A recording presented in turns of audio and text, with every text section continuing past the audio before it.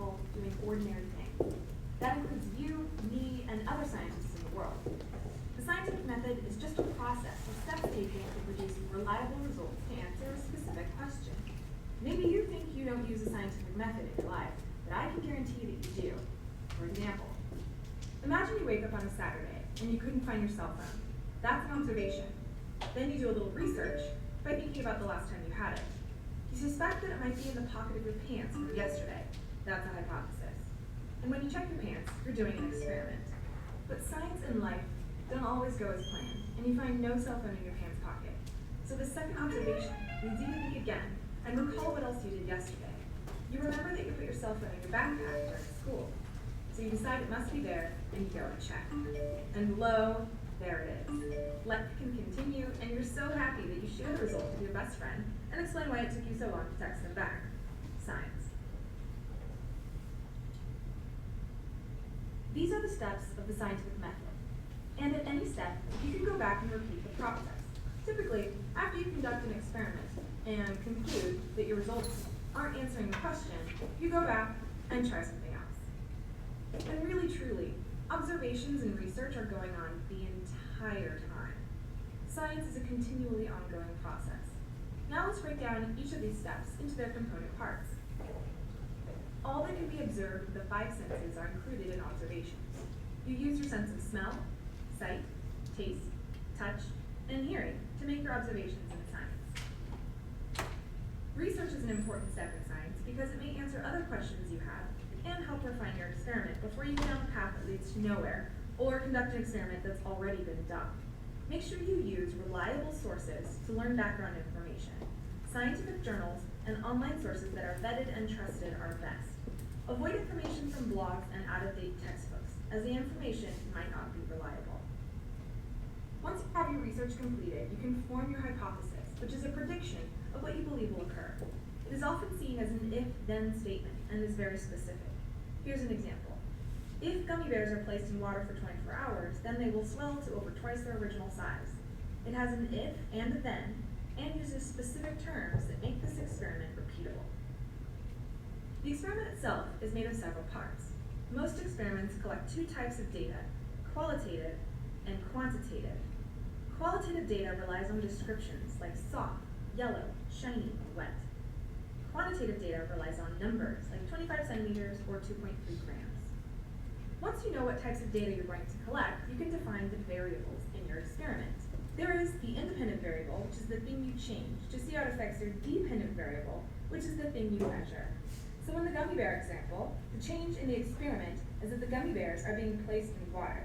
The dependent variable is the volume of the gummy bear, which is measured before and after it is soaked in the water. A valid experiment will have both an experimental group, where the independent variable is altered, and a control group, which can be used to compare the experimental group to the normal or unaltered version. In the gummy bear experiment, the bears placed in water are the experimental group, and the dry gummy bears are the control, because that's how gummy bears normally are. So to summarize, an experiment should have an experimental group and a control group. The experimental group will have an independent variable and a dependent variable.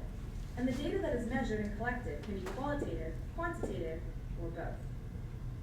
Thanks for watching this episode of Teacher's Pet. Don't forget to like and subscribe, and follow me on Twitter at SciencePet.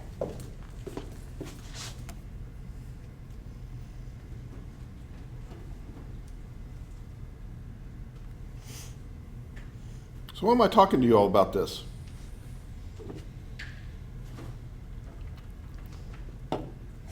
Didn't you learn about the scientific method in high school? Yeah. So why am I spending time in college in the first semester class talking about the scientific method? It's one of the most misunderstood things in society today. We live in a time of I'll just be blunt about it, it's kind of some anti-intellectualism. People who are starting to reject the idea of the scientific method.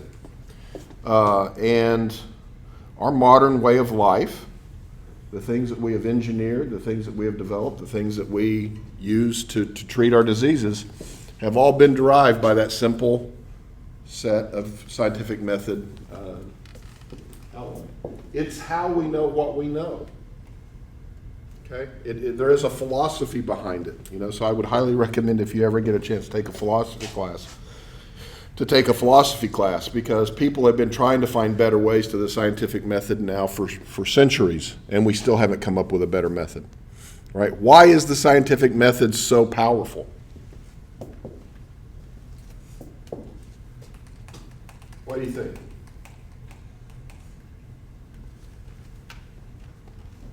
Come on, take a guess. Don't be afraid. Why is the scientific method so powerful? Because it can be applied to everything. It can be applied to everyday life. What else? I'll apply that. It's very simple. It's simple. When you start to hear things that are overly complicated, you need to start calling baloney on this stuff.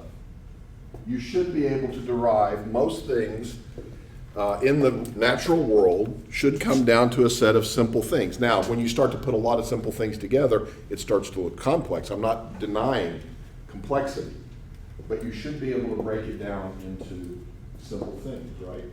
When you take physics, you'll learn that there are only 5 machines in the entire universe, right? I think it's 5. The screw, the plane, the lever, that's it. But yet, from those simple things, we've got ships, we've got rockets, we've got cars, we've got all kinds of things based on those 5 simple machines. Okay? What else? What else makes it so powerful?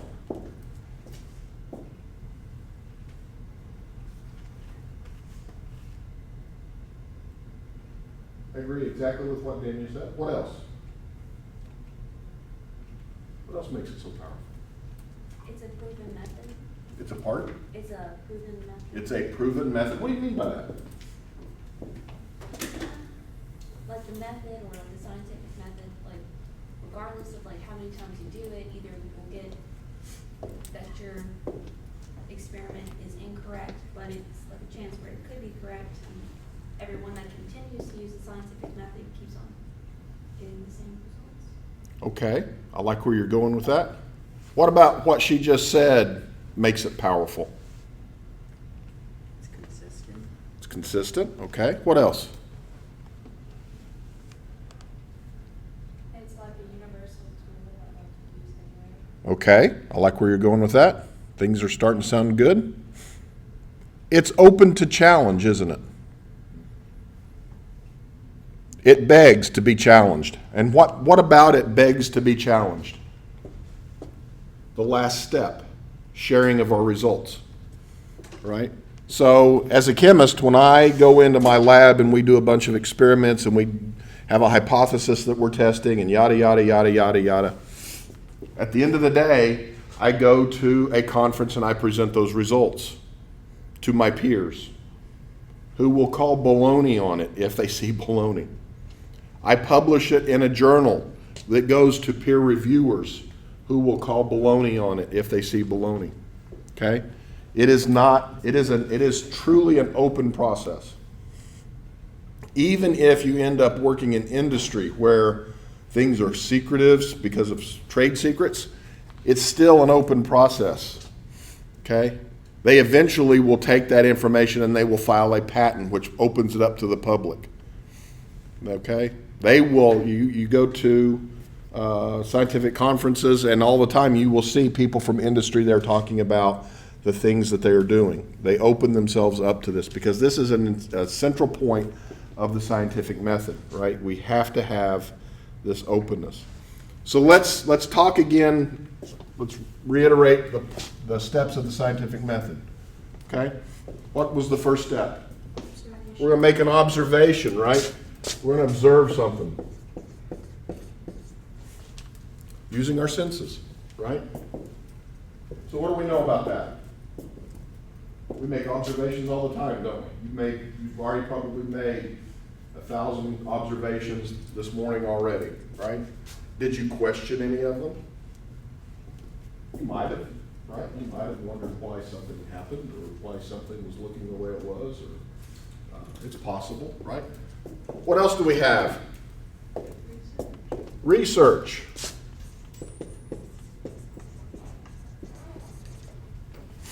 Right? And a lot of times people will say, come to my lab and do research. Is that what they mean? No, we mean doing the entire scientific method, don't we? That's really what we mean when we say do it. But what was meant here? Background knowledge? Background knowledge.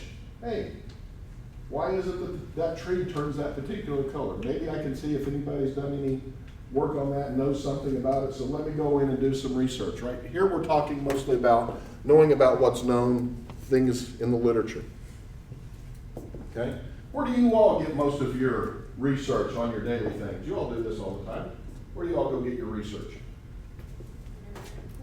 Huh? Google, yeah. Can you rely on Google? Not all the time, right? Google's fine, but there's a lot of baloney out on Google, okay? There's a lot of people out there that believe the earth is flat. They have all these Google sites, and they make convincing arguments. If it fits your mindset, you go, oh, I believe that, right? So be careful about what research you're doing, okay? What is a primary reference? Anybody know what a primary reference is? Would Google be a primary reference? No. It might get you to a primary reference, right?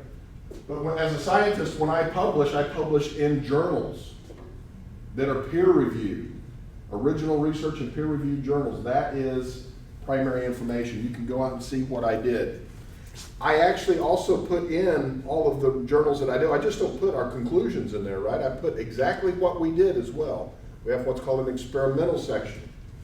Why is that important? Yeah.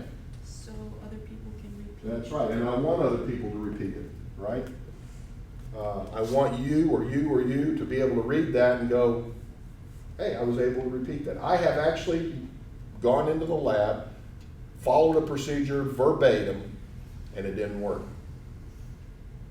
Does that mean that they were wrong? Not necessarily. I could have made a mistake, right? But I've repeated it, I've looked at it, I've interrogated it, and I've had instances where I've actually wrote back to the editors and I've said, I've repeated this multiple times and it doesn't work. That's part of the scientific method, okay? It's part about being open. It happens, okay? It's one of the things that I fear in my own research. It's why when my graduate student does work, I don't just say, oh, I believe you. I sit there and I question him over and over and over again, because nobody wants to be embarrassed, right? You don't want to put something out into the world and then somebody come back and say, you know what, you misinterpreted all your data. That's embarrassing, and you don't want to be embarrassed, right? What's the third part? Hypothesis. One of the things that your video kind of highlights is that the hypothesis is central to the scientific method. You can observe things, you can research things, and never form a hypothesis. And there's nothing wrong with observing things. People like to look at beautiful things. People go to museums for that, right? See beautiful works of art. Nothing wrong with observation. Nothing wrong with even doing a little research on the artist you're looking at. But if you're not formulating a hypothesis, you're not doing science. Okay? And so I always draw a box around the hypothesis piece, because this is really what sets the scientific method apart.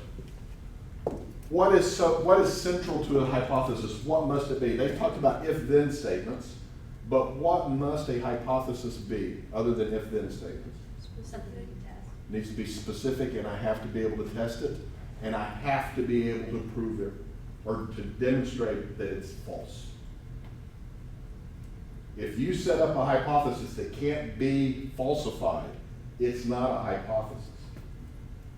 Okay, so if you come up with a hypothesis, and at the end of the day you go, I cannot devise an experiment that can falsify this, you really don't have a hypothesis. It has to be falsifiable, okay? Once we have a hypothesis, we're going to experiment, right? And here's where things start to get a little biased at times.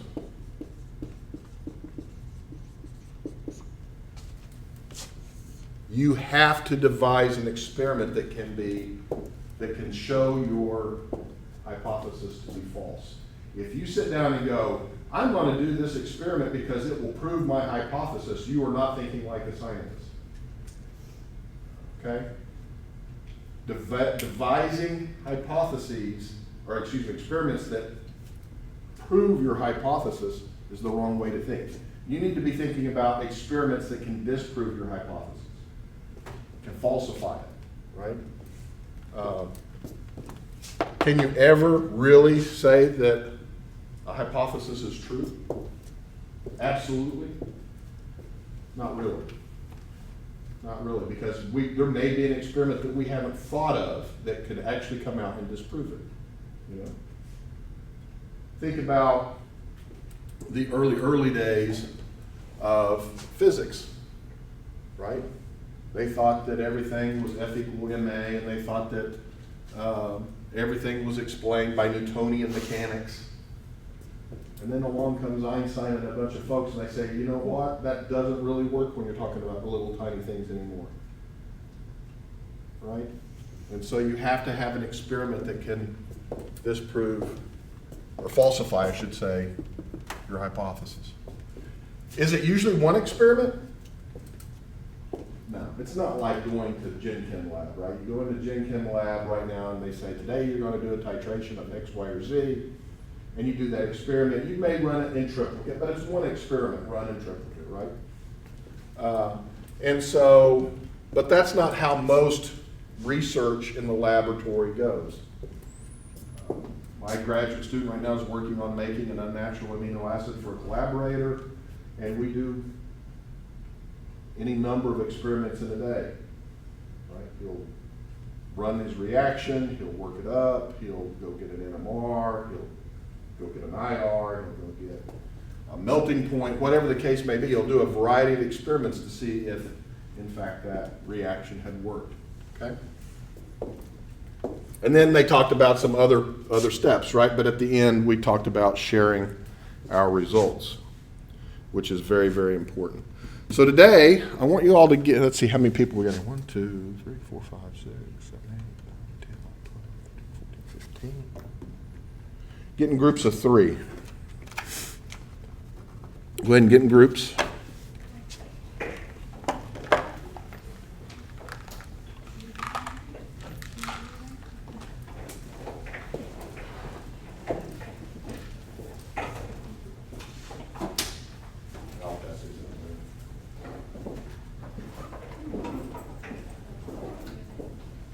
You 3 are going to get together, right? You 3?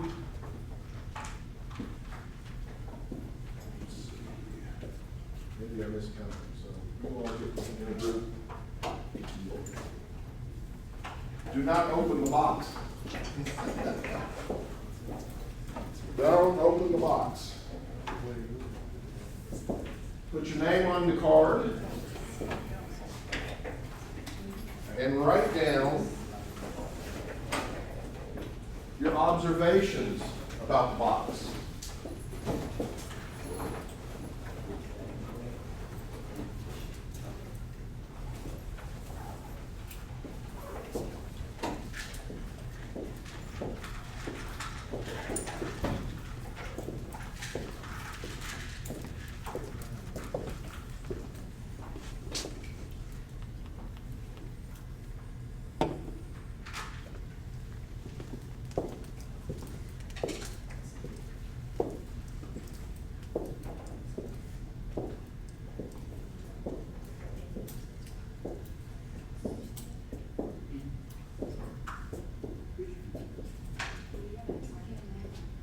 Pardon? No. All right.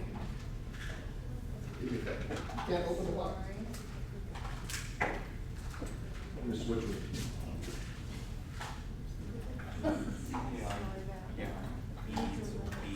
Don't open the box till I tell you this. Make some observations.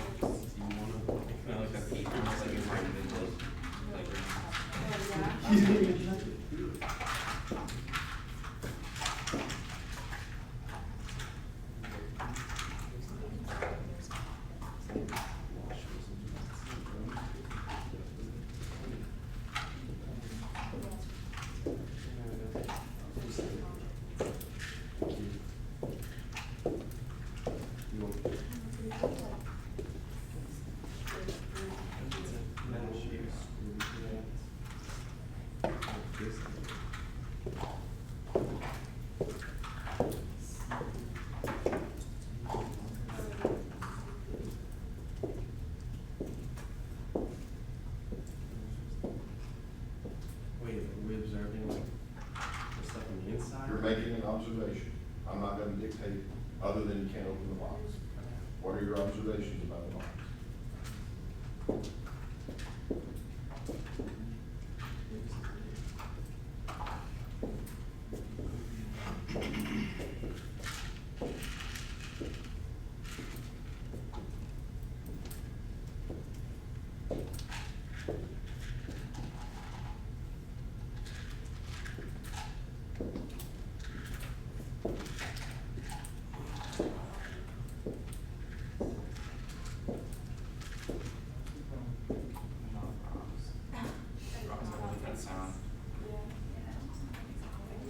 Yeah.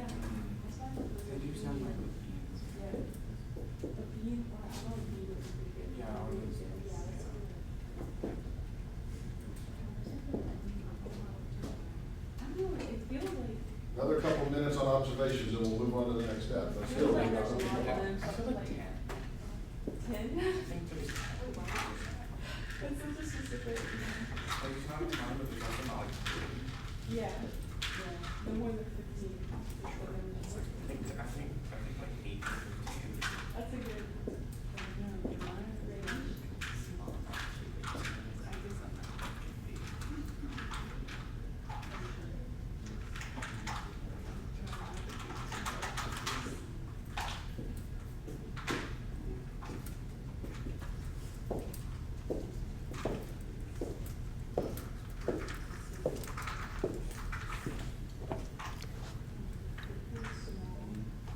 Each group, tell me your primary observation, the thing that you want to share with me. It's super lightweight. Yours is super lightweight, okay? There's something contained within it. Something contained within it. There's a few small items inside. A few small items inside.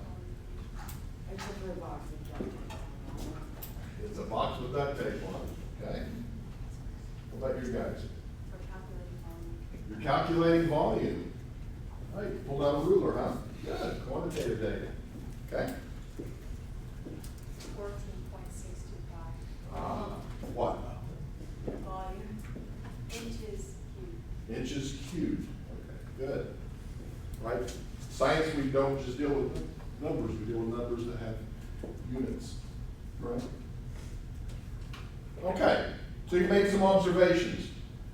Have you developed any questions? What's inside? What's inside? Right? What's inside? So, now think about how, without opening the box, you could do a little research on boxes.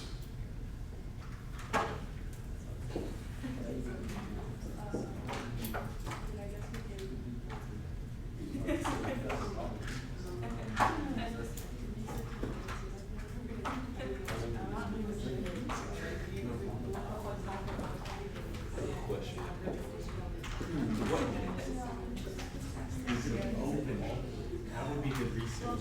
What would be good research? Could we, right, we could open it and research about that. I feel like we learn a lot about it. Oh, you will learn a lot about But you could do research, you could go on the internet, right? That's not primary sources, but you could go on the internet, you could try to see if you could find a picture of that box, maybe you could get the weight of that box. Right? If you got the weight of the box and you knew what the weight of that was, you might know the mass of what's inside. Right? You could kind of figure that out. Once you know the mass of what's inside, you might be able to narrow down what the possibilities could be. Right? If it's something really light, it's probably not going to be a chunk of lead. Right? You can start to formulate and refine questions. And those questions would become what? They would become our hypothesis. Right?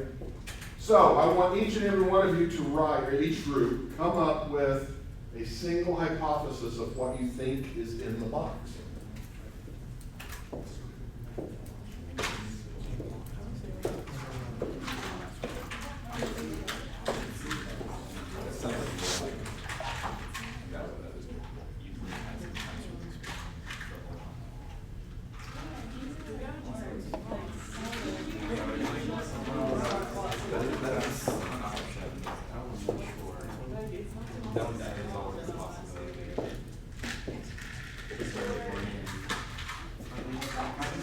Looking for a whole decision? Oh, brand. It's what? I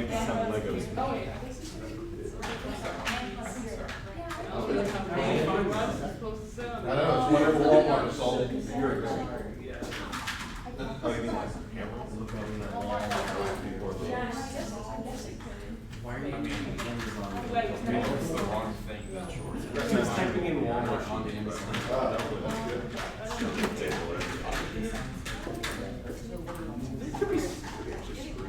Does it have to be an image? Not for now. But it could be, right?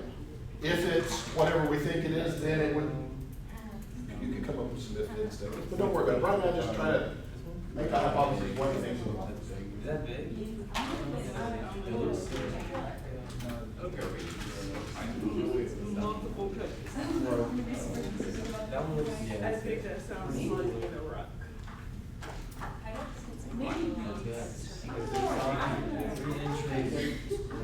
Are you able to peek in? No, I thought it was April 2nd, and I was like, wait.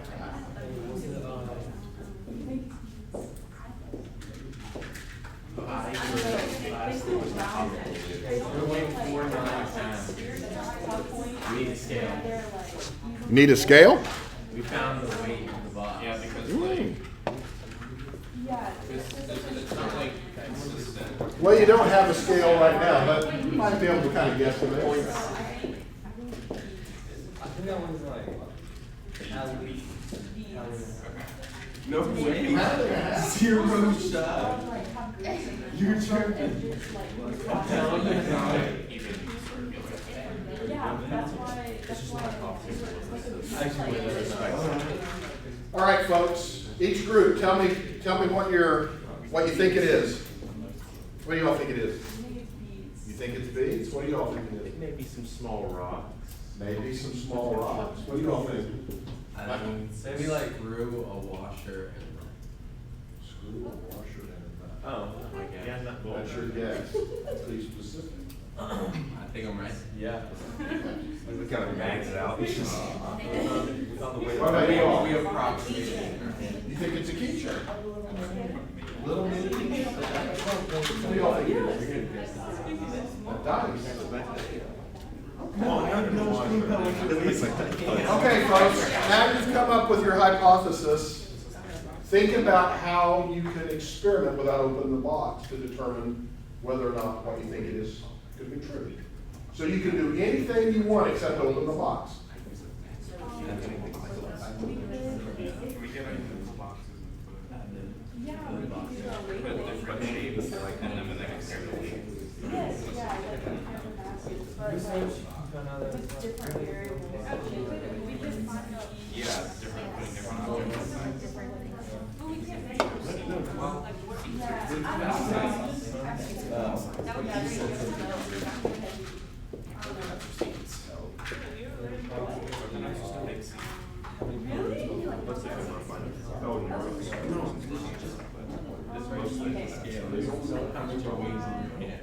Don't worry, I can probably. He's trying to approximate the weight of the box in his hand. We already know you have no 1.5 pounds. Find the weight of the box. Okay. Find the weight of the box. And then we would, like, once we can actually figure out like the volume or the surface area. Okay, so It space it out, maybe outside or shapes inside. And like, well, just to get an idea from I know this is okay to find a way that one shape, and then we add that to the box. That's why I couldn't see the green crack right there. You put like a lip over it. Yeah, we subtract, and that's in this box. What'd you say? Get the box plus maybe.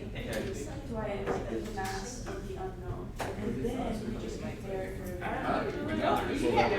But instead. I don't know how there are operating costs. Find the weight of the clothes, we wouldn't know the capacity.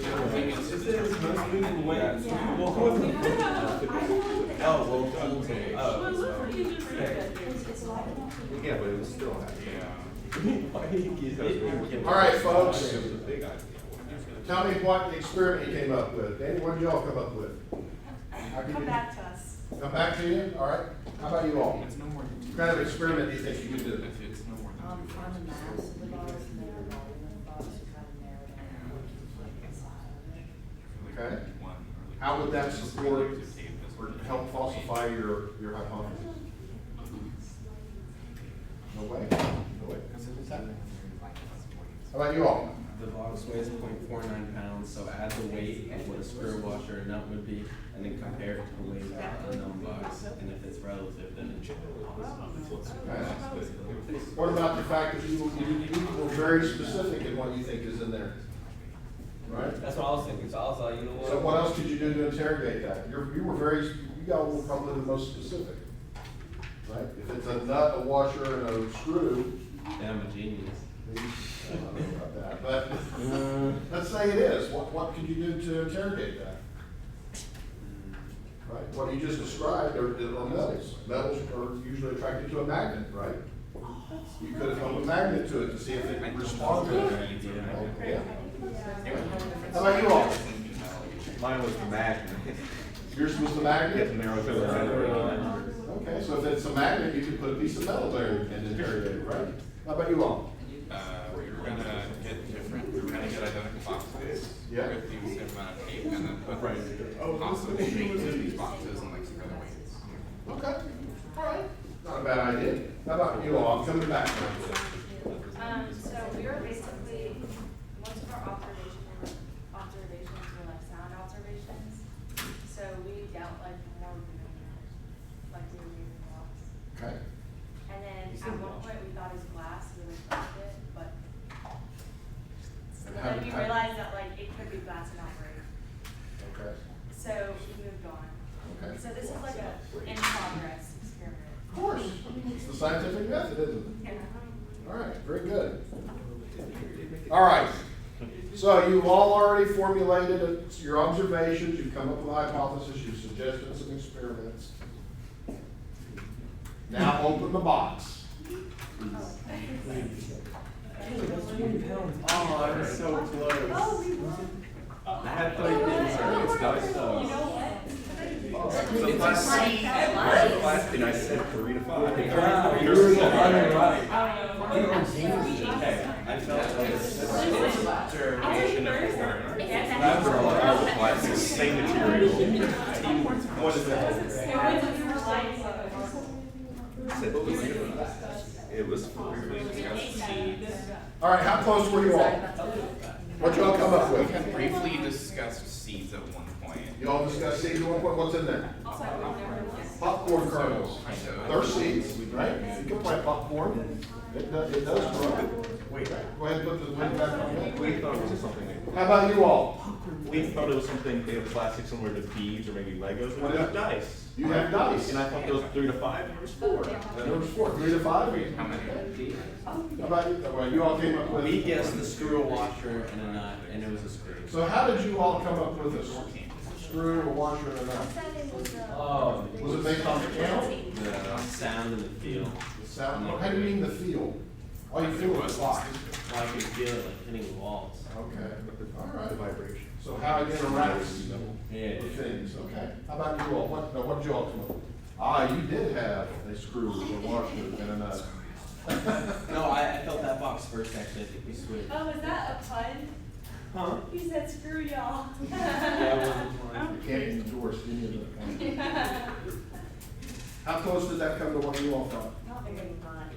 Well, okay, but think about it. What did you all originally come up with? You thought it was a keychain. What about that made you think it was a keychain? It like the sound of it. The sound of it, right? We knew it had something on that, but. And you knew it had something with metal, right? Keychains are typically made of metal. So you were going down the right path, right? Well, We tried our best. that's all we all. Jeff, just And you all came up with what? No, everybody We said different dice. Dice. You thought they were dice? They did have dice. They thought it was like some type of small rock, and we had like No. and we said dice, and they had dice. What made you, at one point you all were talking a lot about glass, and those are glass. Yeah, we were taught. So what made you think it was glass? What was sound? The sound. So you all are making a lot of good arguments. Go ahead and put everything back in the box, make sure it's locked up. I'll need them for next year. There's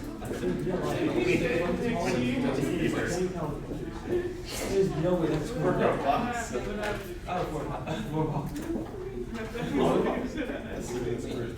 Has anybody ever done this exercise before? No? What you buy? $29. So, tell me why you think I chose this particular type of exercise to show the scientific method for a group of chemistry majors. Use your senses primarily? Using our senses?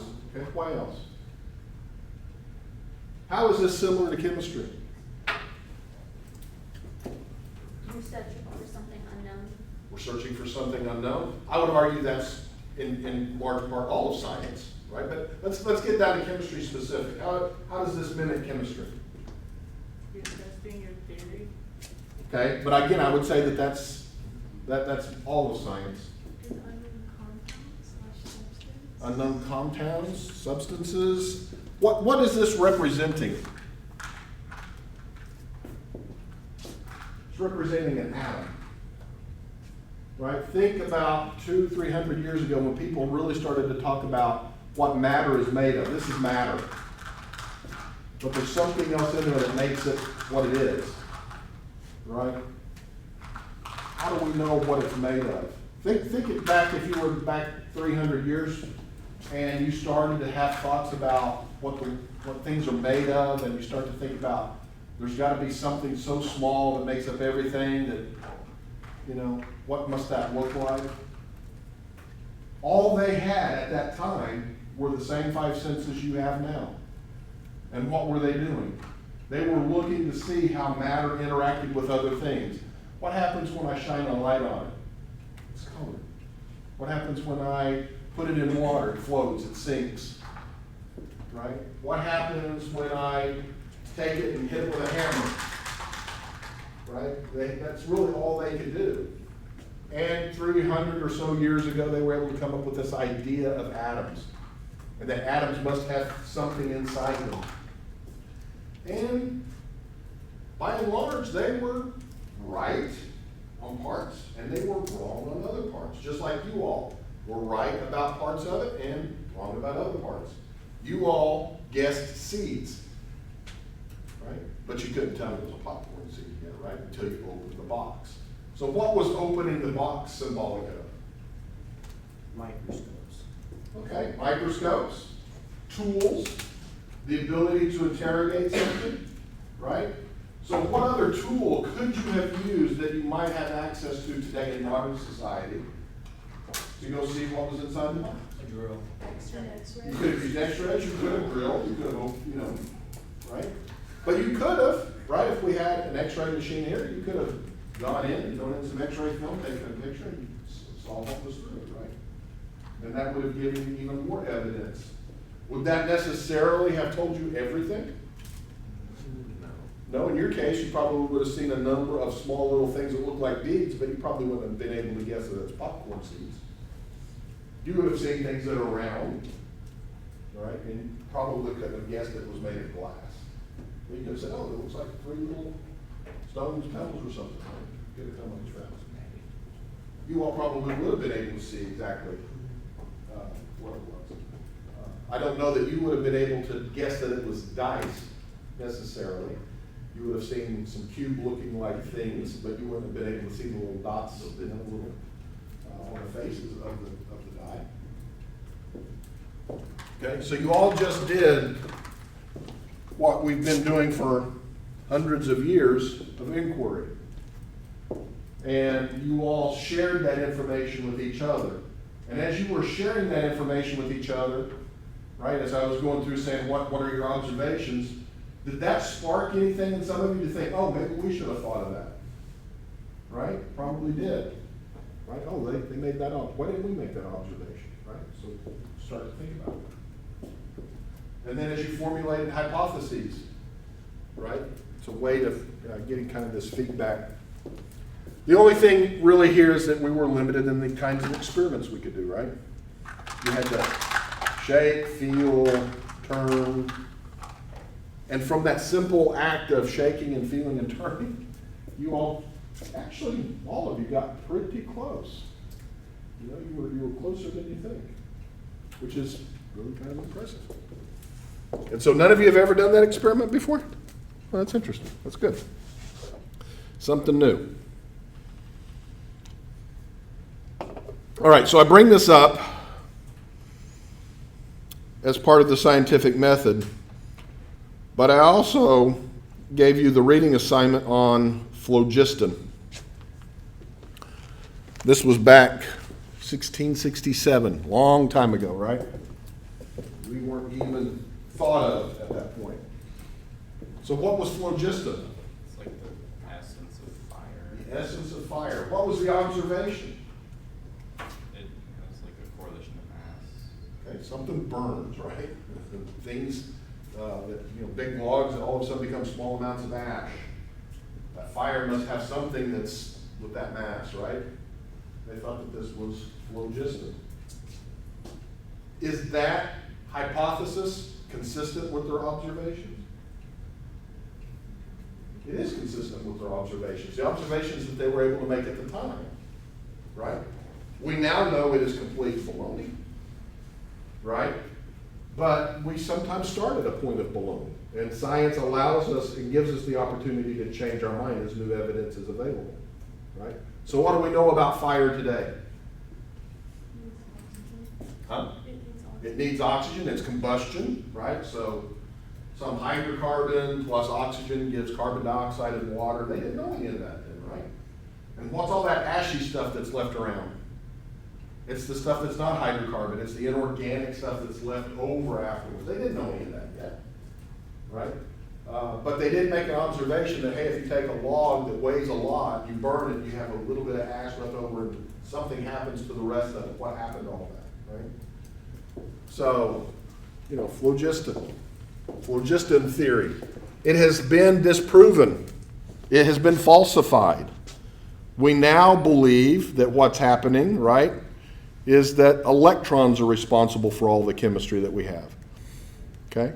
All of the evidence we have suggests that. But you know what? If one of you in the future get a bright idea that electron theory is wrong, and you develop an experiment and you are able to disprove electron theory, you could replace the things that we're currently teaching with some new theory.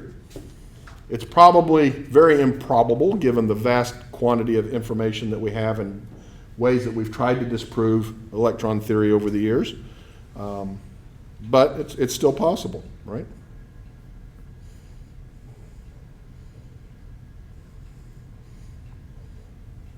And so that takes me to the skeptical chemist. Again, Robert Boyle. From the 1600s again. What does it mean, the skeptical chemist? What's important about this? Why should this be in a book about chemistry? You can always change. Okay, what else?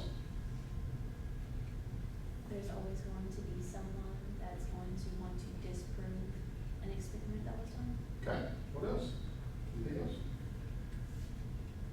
I need you all to be skeptical. That is what a scientist ultimately is.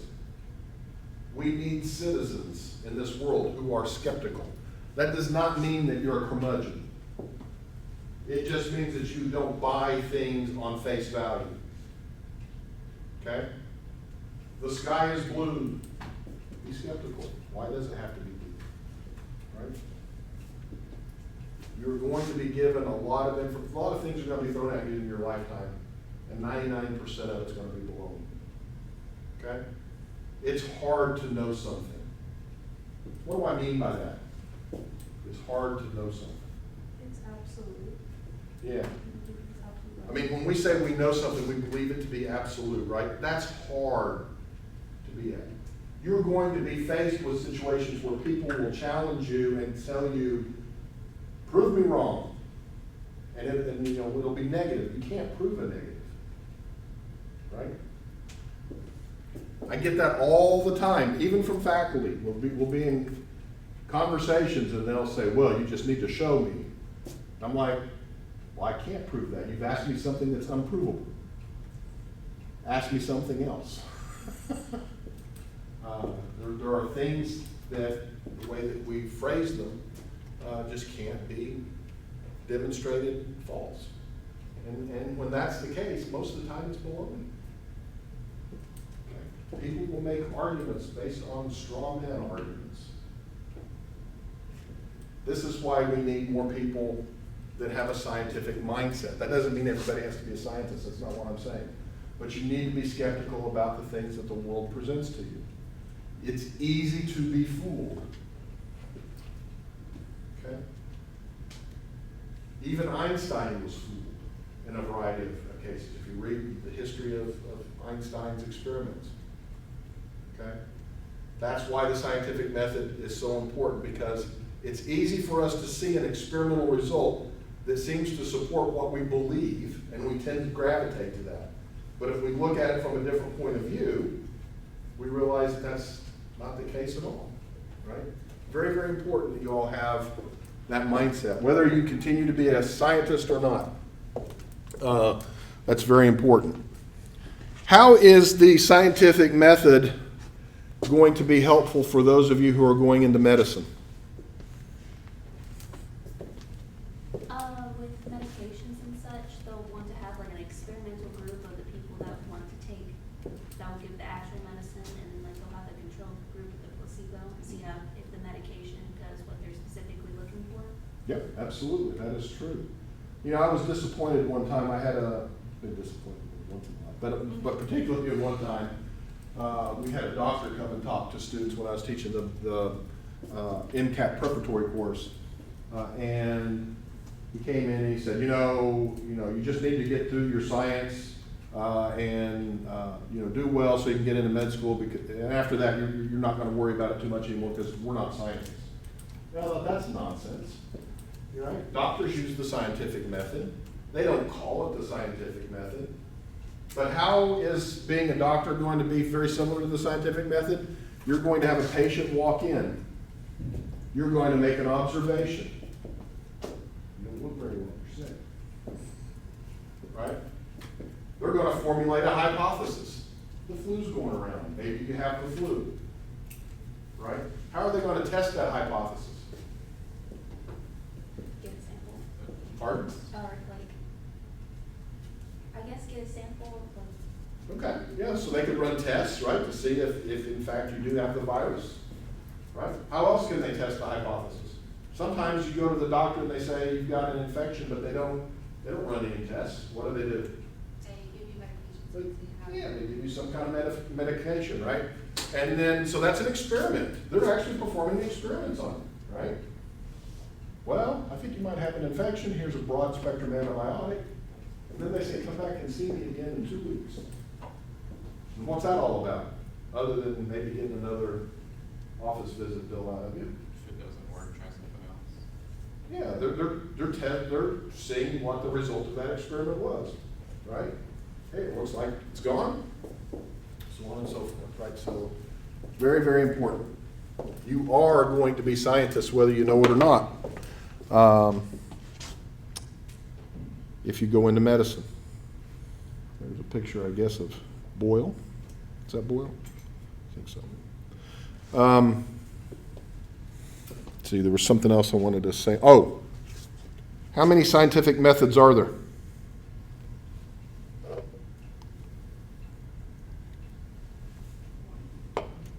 There's not a chemistry scientific method. There's not a biochemistry scientific method. There's not a physics scientific method. There is the scientific method. So why is it that we have departments of chemistry? Why is it that we have departments of biology? Why is it that we have departments of physics? Why don't we just have one science department?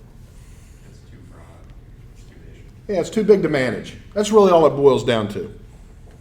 But I'm telling you, if any scientist or anybody ever tells you that, well, in our field we don't really use the scientific method, be skeptical. That's baloney. If they're not using the scientific method, they're not doing science. Okay? It's by definition, you have to use the scientific method to be doing science. You can be doing things that are technical.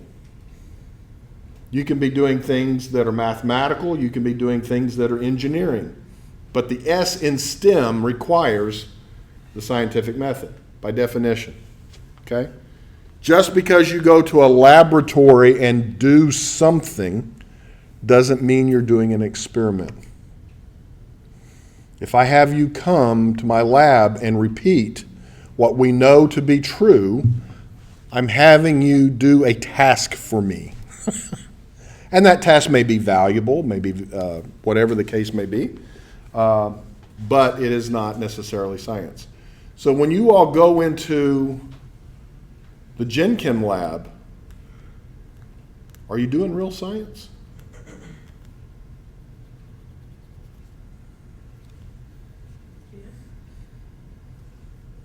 Why? Because isn't everything real science? Well, but I mean in terms of the scientific method. Are you doing the scientific method every time you go to the Gen Chem lab? It's not our own. It's not our own scientific method, like we're following a guide. So you're following a guide. We already know the outcome, don't we? By and large, you all are going into the laboratory to develop skills. And I think it's unfortunate that we don't, if we were really going to do science with you in the Gen Chem lab, we would go in and we would set up something for you to observe and for you to come up with your own way of testing it and doing it. But that's not what happens. We take step 1, step 2, step 3, step 4. That doesn't exist in real science. Right? You all you're trying to learn how to do science by repeating what we already know. When will you all begin to really do science in your career here? Research lab. In the research lab. It's why we have students do independent research as part of your capstone. You have to at least do that much. You're going to go in there, somebody's going to give you a project that they don't know the outcome of. Right? And we know a lot about it, but you're going to be given a piece of the project that we don't quite know the outcome of. Okay? Was this fun? Well, I'm glad you enjoyed it. I enjoy watching you all do it. It's fun to watch you all come up with things. It's very interesting how you came up with something so specific. It was almost as others. Did you know who had what? I did not know who had what. I knew from the sound of things kind of who had what, but I probably couldn't have predicted the difference between you two. I knew you all had popcorn.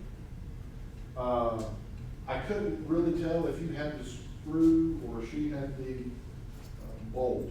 They kind of sounded the same, but I kind of figured you had the 3 screws.